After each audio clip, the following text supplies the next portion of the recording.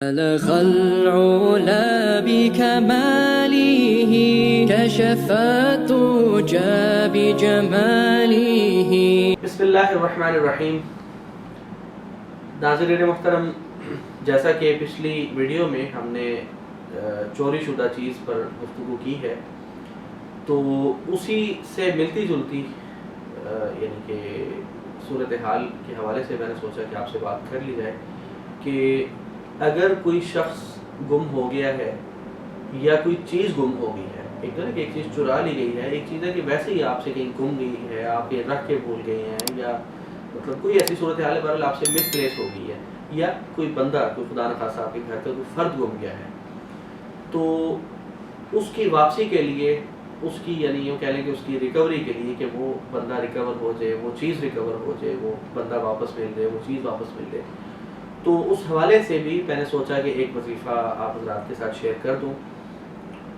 وہ یہ کہ اگر کوئی چیز گم گئی ہے یا کوئی بندہ گم گیا ہے، تو سورۃ الضحیٰ جو ہے، آخری پارے کی سورت ہے، وہ آپ نے پڑھنی ہے 500 مرتبہ. وہ آپ اکیلے بھی پڑھ سکتے ہیں، اور اگر اکیلے پڑھنا مشکل ہو تو گھر کے چند افراد مل کر بھی پڑھ لیں. لیکن یہ یاد رکھیں کہ یہ چند افراد وہ ہوں جو سنجیدگی سے پڑھیں،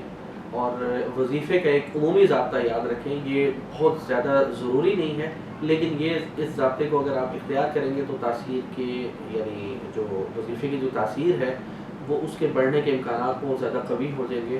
اور اس کی جو تاثیر ہے، جو مطلوبہ نتائج ہیں، جو مطلوبہ رزلٹ ہے، اس کے حاصل ہونے کے جو نتائج ہیں، جو اس کے امکانات ہیں یا جو چانسز ہیں، وہ اور زیادہ مضبوط اور قوی ہو جائیں گے. تو بہرحال میں یہ عرض کر رہا تھا کہ